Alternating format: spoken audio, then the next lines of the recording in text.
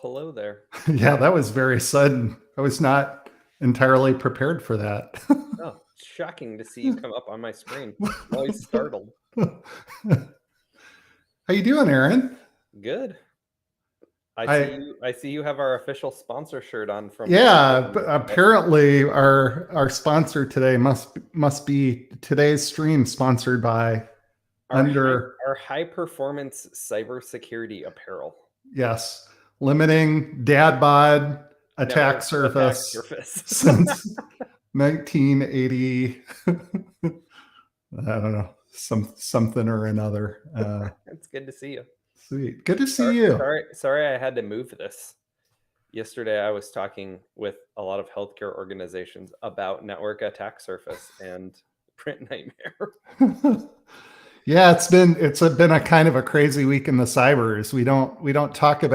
We haven't yet. We're still figuring out the norms of this whole thing, but we don't normally talk about stuff in the news, but it's been kind of a crazy week with this PrintNighmare thing.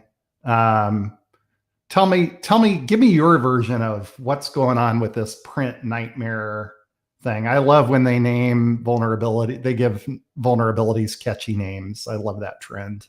Well, I don't know that I would necessarily go to nightmare yet. That might be over rotation on the name there. I think it depends on your network attack surface and how well you've managed it. I obviously come from a different perspective than you. Maybe coming from the service provider world, I'm a little bit like, wouldn't it be that big of a deal if we were all running our host firewalls and managing our underlay networks properly? But it is a big deal because that's not the case a lot of times. So that's a really big deal because we can do remote code execution, especially on a domain controller with admin credentials. We can do some pretty cool things / pretty bad things with that power, depending on who gets a hold of it. Yeah, I'll summarize. It's been an interesting week for some of our buddies that are still in corporate IT in particular, where this particular exploit, brings to light, 0-day vulnerabilities happen. All of a sudden one day, oh, there's this security issue I wasn't aware of before, and it also brings to light, people, the print spooler. That's a service people wouldn't have been thinking about. And when you run your internal network where everything, as a rule can talk to everything, all of a sudden there's this service that we haven't had to think about before that can be used to run code on a machine as system. And on a domain controller in particular, we know that that's super, super bad.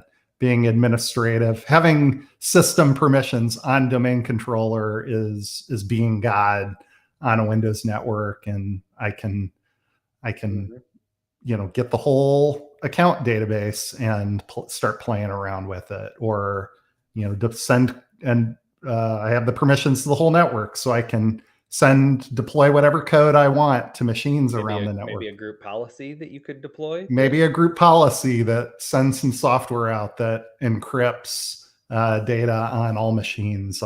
That would be super, super bad. We haven't seen examples. Knock on wood, I haven't heard of any examples of that in the wild yet. But I have a GPO you can deploy that ejects everyone's CD trays. So we could use it for that. That would be fun. That would be a nice demonstration. Okay, enough chit chat. Let's get this thing fired up, shall we? Yeah, Here we go.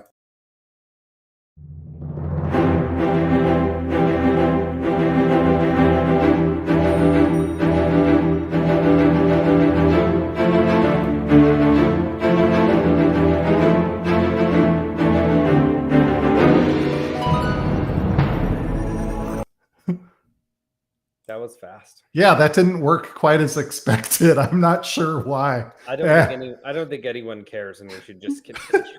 Yeah, I agree. Okay, so we, as promised, we're going to talk about managing. We're going to take it a level up from the PrintNighmare, from the PrintNighmare issue. And I know we talk enough that I know you were thinking this as well. But when this issue came out, I put it in the bucket personally of yet another.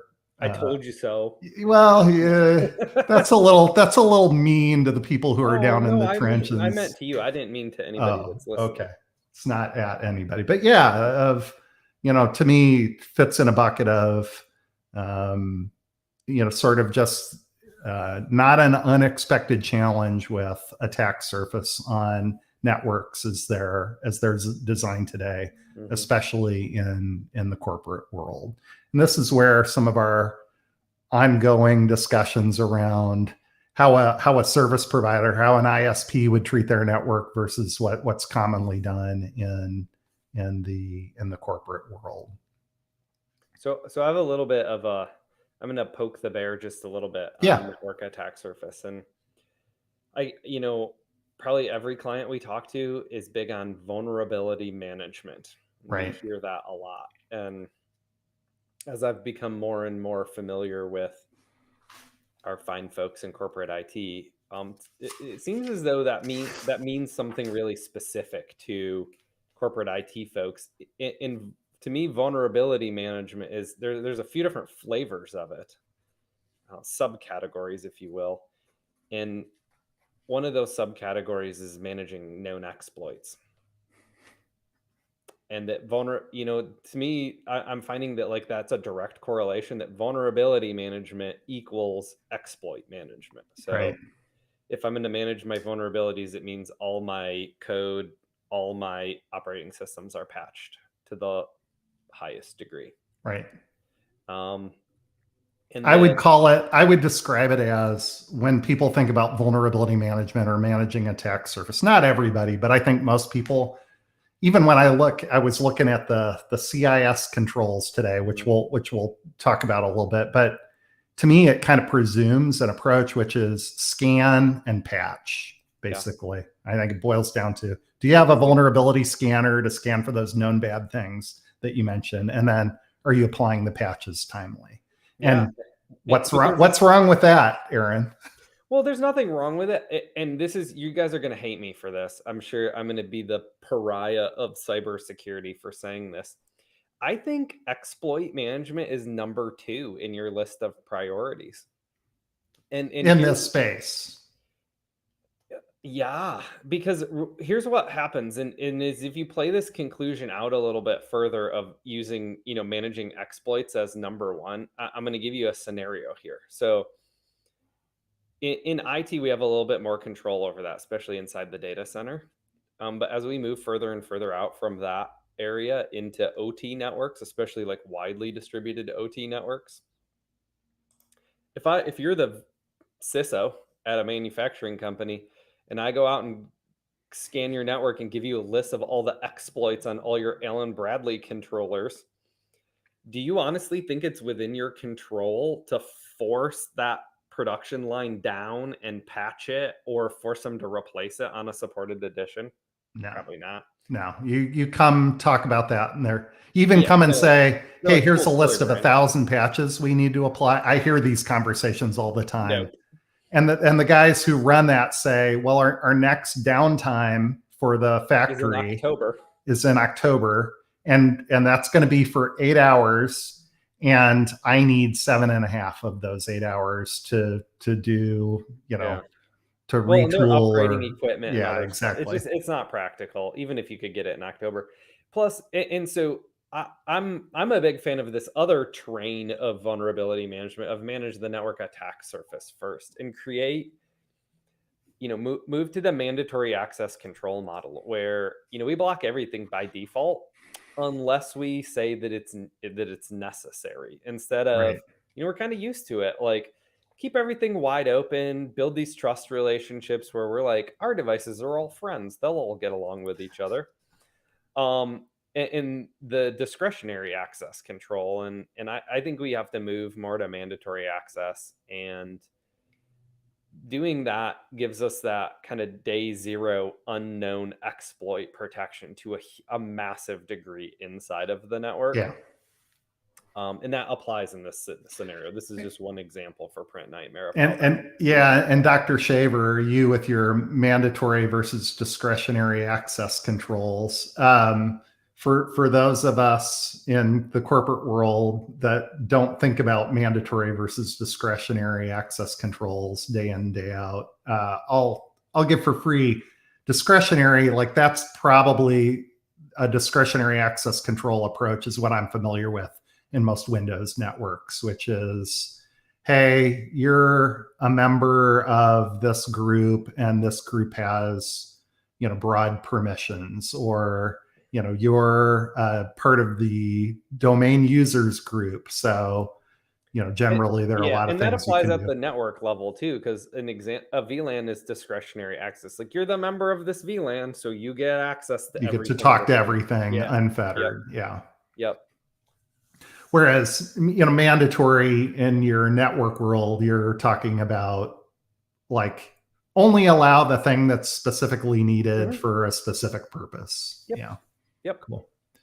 And you would ask yourself, why would my Windows 10 laptop need access to the print spooler on your Windows 10 laptop? And the answer would be, it doesn't. Right? It really there's woefully few examples in the world of computing where that would need to happen. Right. Yeah. Well, and it's convenience and having lived it, 25 years doing IT and corporate networks, it's that the complexity, at least this is the thought process. The complexity is, well, I couldn't specify. I don't know half the stuff on my networks. I couldn't, there's no way I could specify which user needs which specific thing, or which, even sometimes figuring out which application, what are the components of an application, which servers talk to which databases. All I've got to say is hold my beer.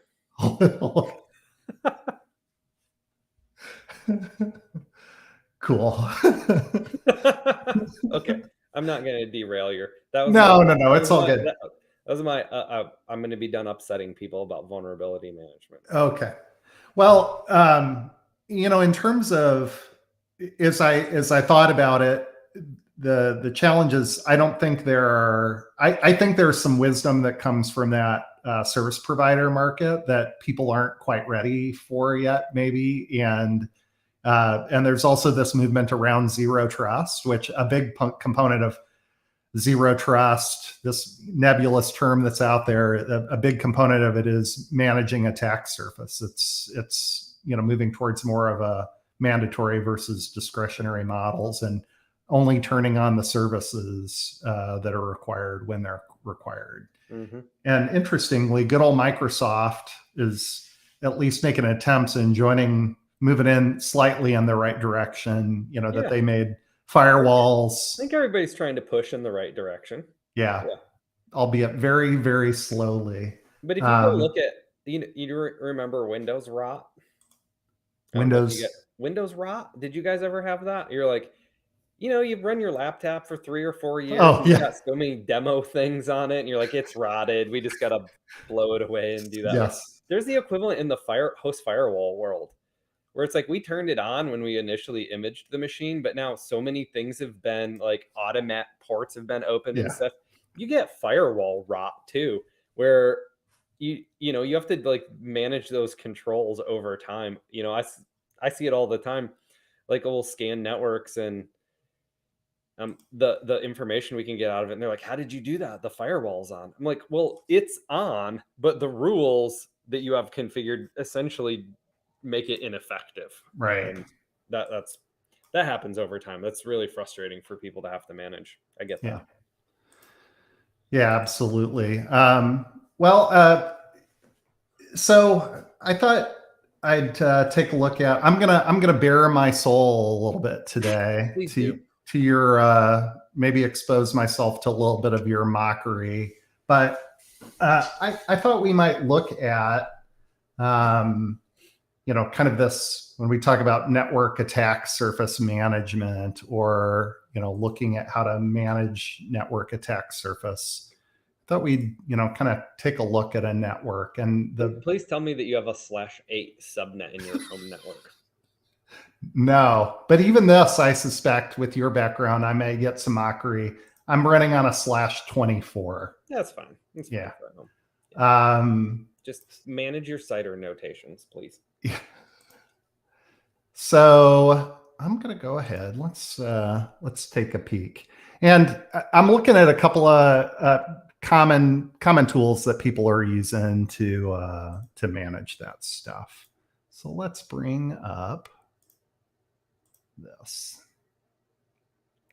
Cool. Ooh, Landsweeper. Lansweeper. Yeah, so Lansweeper is one tool that's out there, and this based on Nmap. So they're pretty much all based on Nmap. Right. So tell us, Dr. Shaver, tell us a little bit about Nmap. Well, yeah, Nmap is a standard approach that we use towards enumerating the ports, service protocols, and ICMP sessions on an underlay network. And we essentially get back, there's only so much data that we can get back by enumerating one's environment, and most of the tools that are out there are based on Nmap. Yeah. And then they all, to varying, visualize it differently. And the important part, and what you'll see through any Nmap based tool, is that they try to enrich that information that we gather. So I'm able to typically enumerate your machine and get your hardware address from it. And that machine's probably not going to tell me what the hardware is, but I'm able to take that MAC address and go search a third-party database of hardware addresses, and it's going to tell me the manufacturer and the device type. And so I pull in that third-party information into this tool to help enrich the data that I've gathered to make it, give it a little bit more context. And some tools are really good and have very robust third-party data sets, even proprietary data sets. Some of them are a little meh, like kind of, okay, well, it's cool. Most of them, if not all of the tools, give you very, quantitative data. Like you have this many Windows 10 machines or this many ports open. Very few of them do a good job giving you qualitative information to say, this is what it should mean to you. And so, but all these tools that do passive scanning are typically Nmap based. Yeah. I'm switching gears a little bit here. I'm gonna go ahead and I'm gonna run that Nmap scan on my local network. So here's one. Sweet. I'm not going to do that. I'm going to do, and this is not a video on using Nmap. You can find plenty of those out there, but so I'm going to run one. I'm just going to scan my local network here and look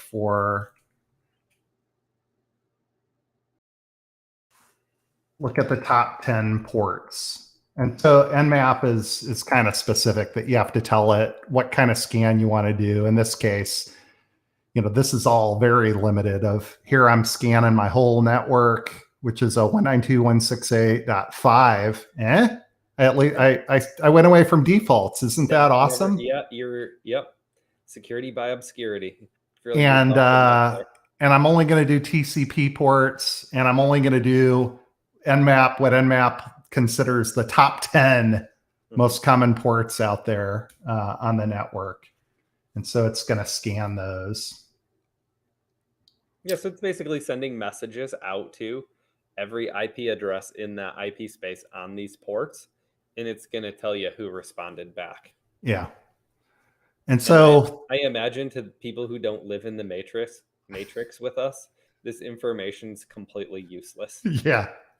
Well, and this is one of my challenges with with Nmap is even I, who knows some of this stuff in the matrix, like you can look and I can sort through this and say, okay, well, there's an IP address and here's its name. And here are some service, ports and services that are open, but not real friendly. And also I'll point out, not very fast to this scan. And I limit it to only TCP and only the top 10 known ports. Yep. And didn't go very quickly. If you ran this on all TCP and UDP ports plus the non-port information, if we're actually going to enumerate service protocols like NetBIOS and WINS, that gets even more. We're talking, I was telling you, I'm running a scan right now on just a reasonably sized commercial customer, and I'm back with, I'm up to nearly 2 million data points that have come back. That would be 2 million line items in your Nmap scan. Yeah. Yep. Okay, well, let's take a look at, so again, Lansweeper, one of the tools that's out there that can essentially take this Nmap data and turn it into stuff. So anything of interest to you, diagnose my home network here. Diagnose your home network? Yeah, what do you think? What do you see in here? So what I would look for first, one is I always like it that I can see the names of your devices. So if I'm a threat actor, I love it when people name their devices with things that I can use to determine its value to me. So there's that. So what do you think is of value on my home network? Why don't you send me your Nmap and I'll run it through my analytics tools? And let's see. Well, I really like that you have some ubiquity jazz there, and there's some known exploits for that. So I'd probably enumerate that a little bit further. Yeah. I'd probably hit desktop dad. Desktop dad's probably got a wee bit of, maybe there's probably a text file somewhere, or maybe in your Chrome password cache, I probably got a treasure trove of things there. Yeah. So I'd enumerate those a little bit further and go out and say, hey, what other ports are open? Like, am I able to hit the print spooler on desktop dad right now? That'd be a good example. Well, let's dig into desktop dad here. Yeah, I like that.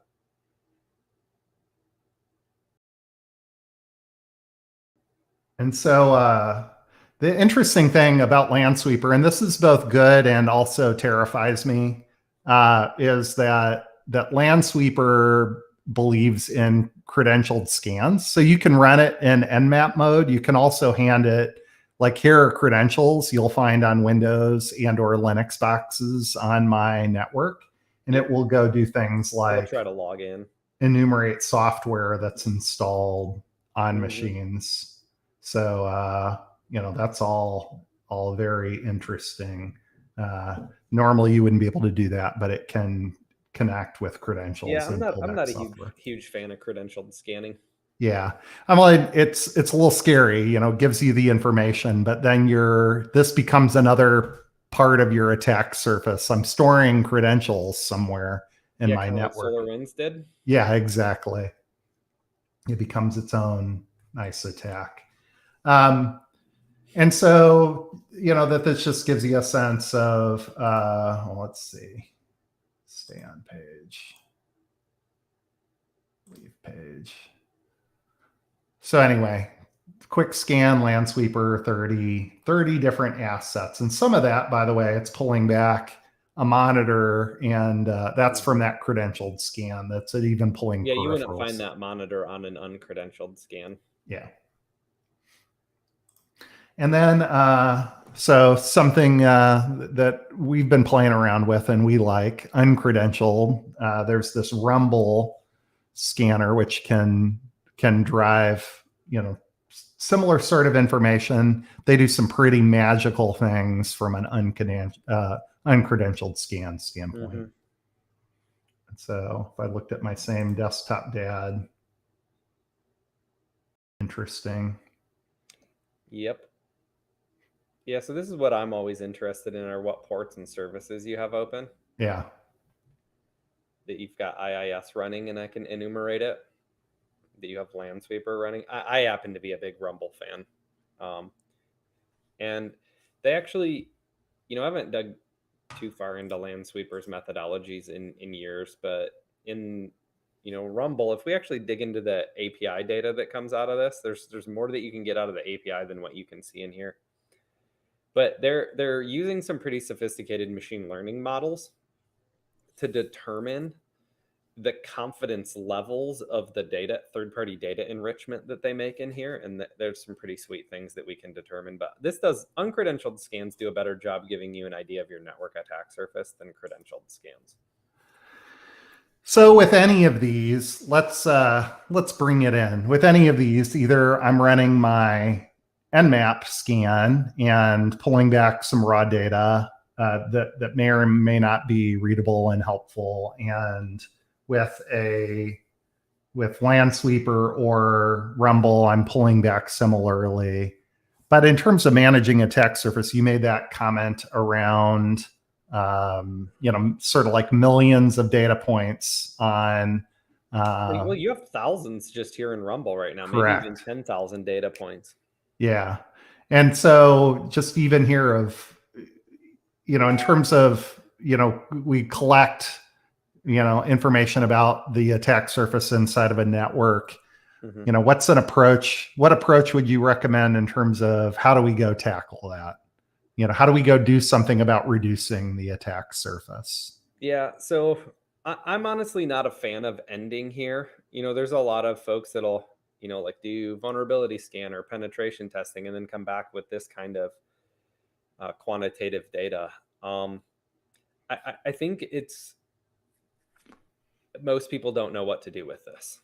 And it's kind of like I'd agree. Obvious, like everything that's on my network. So I personally spend a lot of time on how do we take this data set and pull it into a data warehouse and then use big data analytics and machine learning on top of it to go pull additional third-party data, not just what it is, but what it means to our networks of, what CVE scores and CVSS risks are for it. How would this fit into the MITRE attack framework? And then just like, what are really solid hygiene things? And I was working with a customer a little while ago, and we enumerated their public environment with a Nessus scan that maps to the known vulnerabilities, and it came back with a bunch of low risk or informational things. And the Rumble scan came back with hey, an HTTP port's open, it's running an Nginx server, and there weren't any high criticality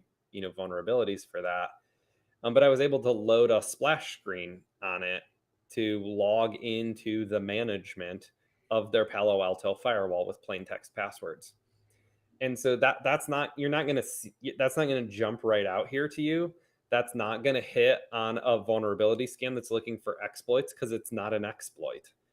It's just really bad network hygiene and attack surface management. And so being able to pull this data into an analytics package that says, boop, boop, boop, this is like a really bad thing, even if it doesn't map directly to an exploit, is really what I think is what's helpful for people. Yeah. To say this bad, this not as bad, go focus in these areas. Because to your point earlier, it's a super complicated area.